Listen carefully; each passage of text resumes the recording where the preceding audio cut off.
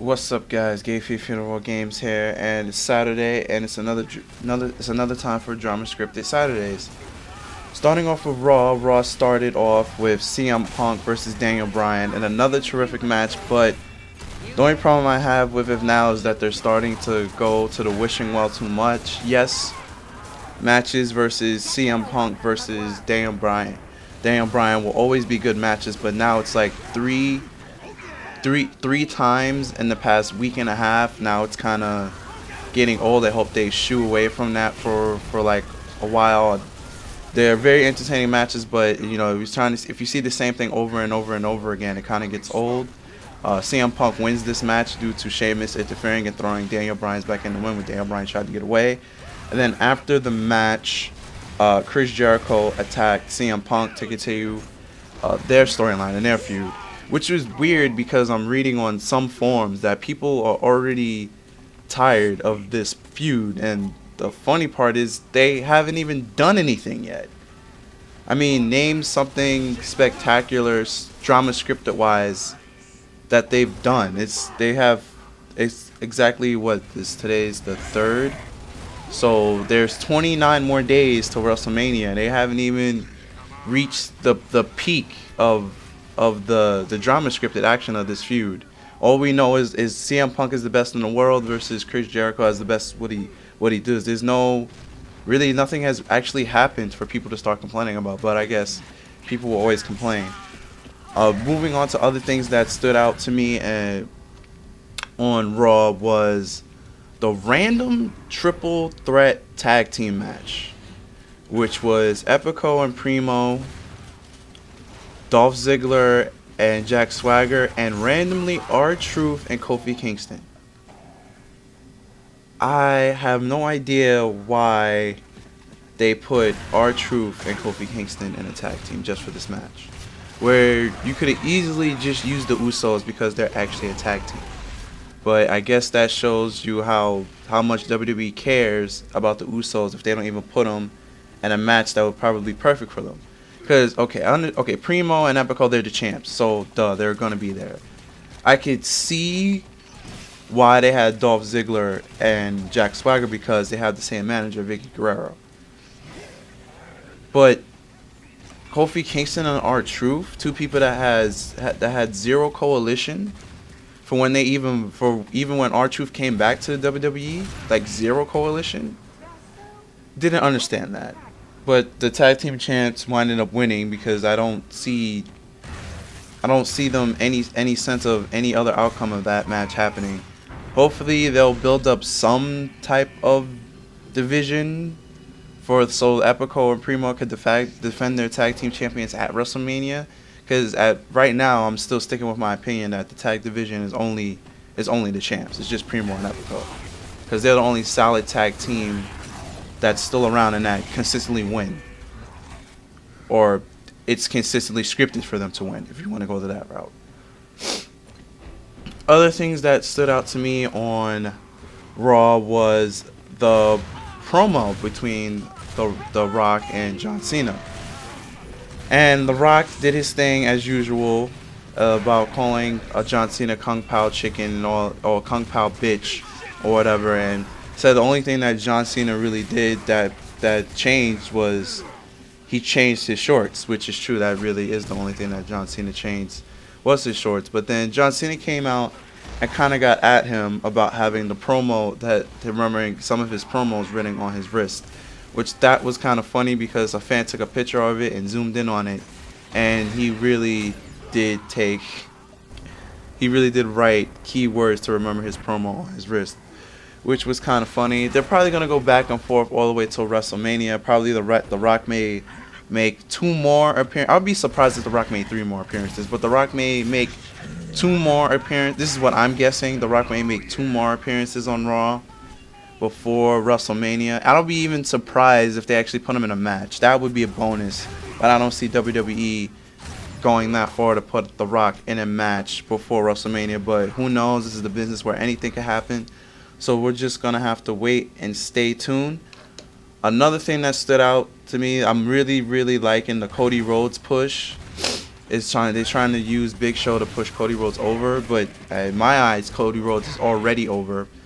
So, but I like how they're using Big Show to push Cody Rhodes over. They're recapping all the Big Show's matches from WrestleMania because he does have the worst for a main eventer. He does have the worst record at WrestleMania, and I like how Cody Rhodes is using that, and with the charisma of Cody Rhodes, it makes it even better.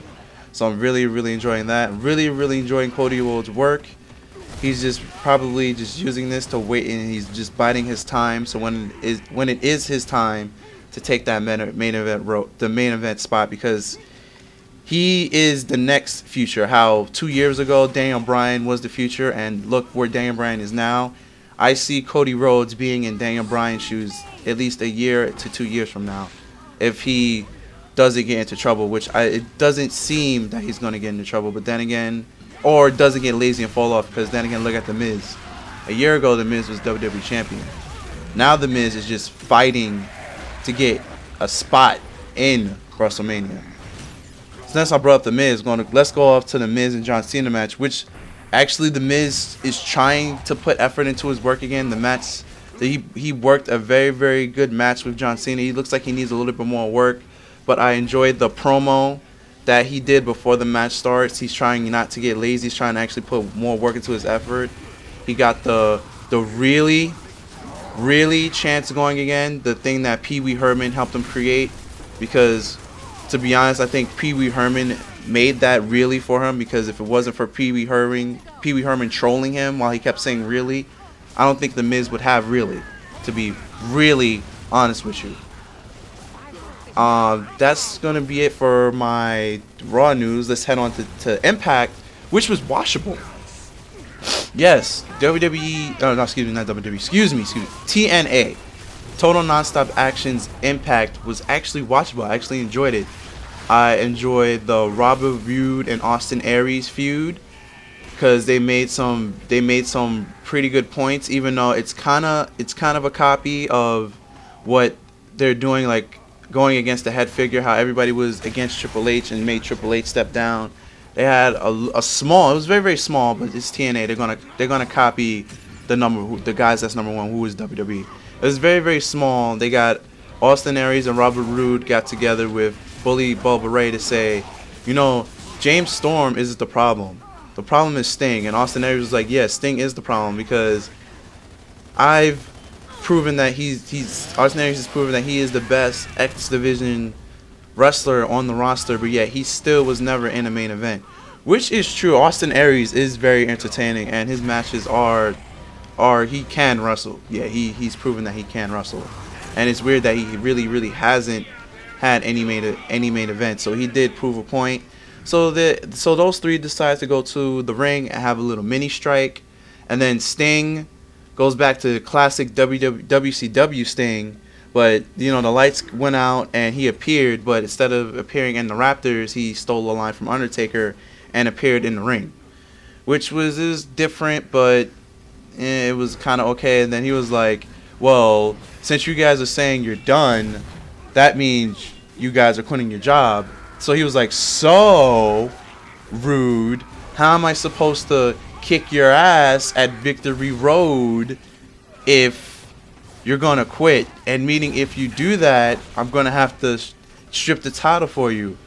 Austin Aries, don't you like being the X Division title champion? So if you are done, I'm going to have to strip you of the X Division title. And Bully Ray Dudley, don't you like getting paid?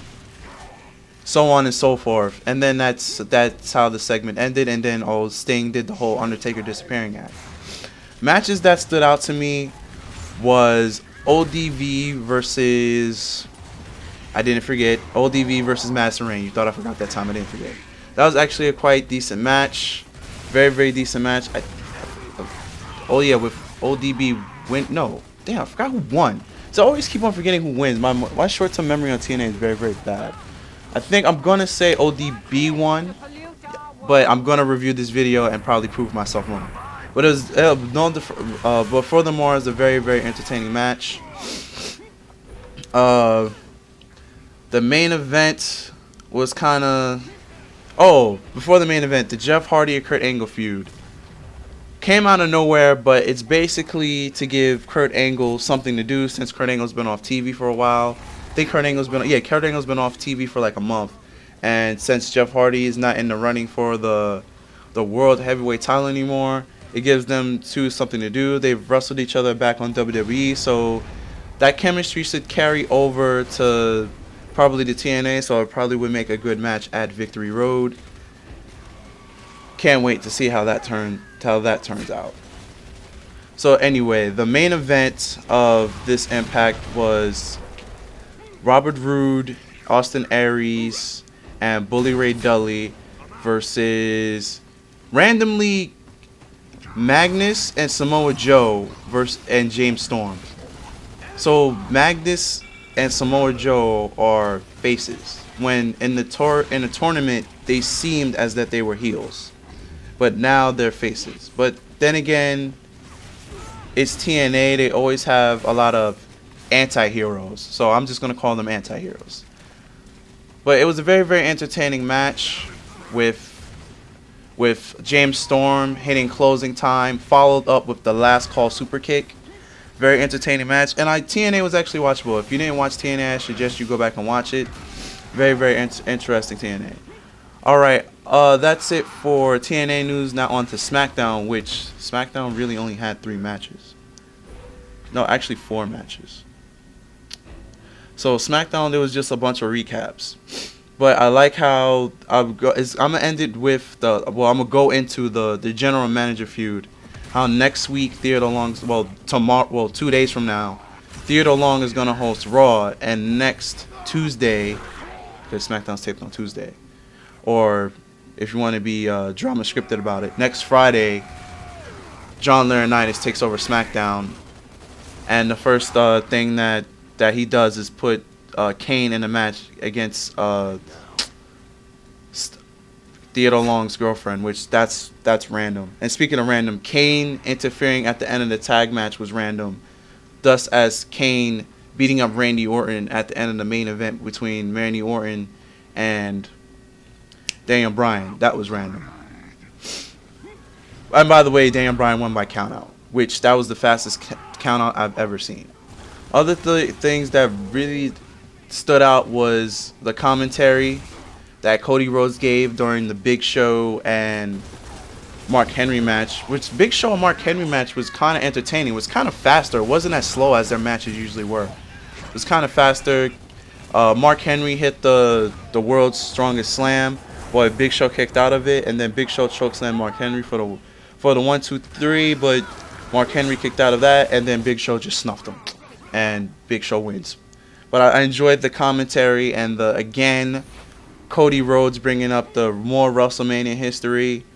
I really enjoyed Cody Rhodes' commentary. He's not as good as CM Punk, but right up there. And that's pretty much all that stood out to me on SmackDown. SmackDown was kind of like I said, they only had 4 matches. There was no under feud card of the century, meaning there was no Ted DiBiase versus Honcho match, which I was very disappointed in that. I hope they really get a spot at WrestleMania.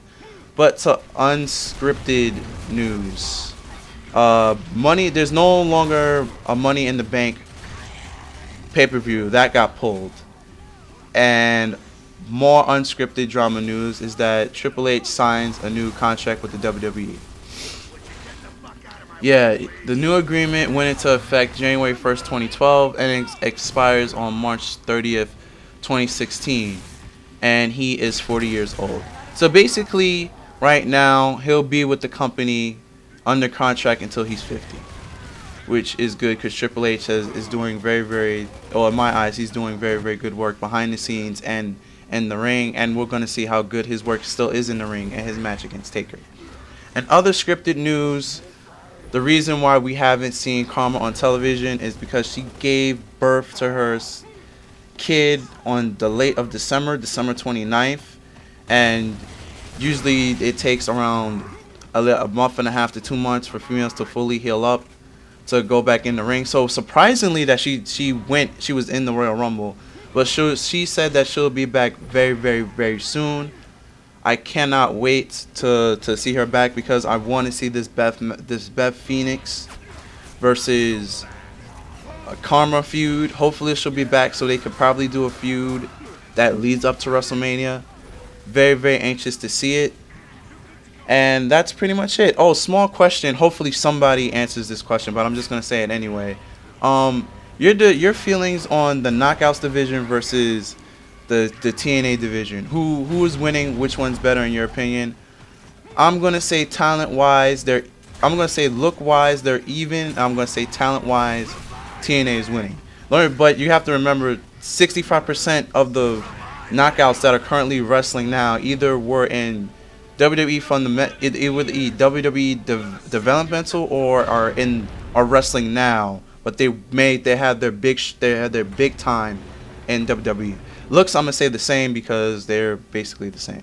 The only difference is that TNA actually lets the females wrestle, where WWE only lets them wrestle on pay-per-views. But anyway, that's all the time I have for this match. By the way, this is Road the Chairman Prescott, match 25. I'm Game Fiend of All Games, and I'm signing out, guys. Later. Peace.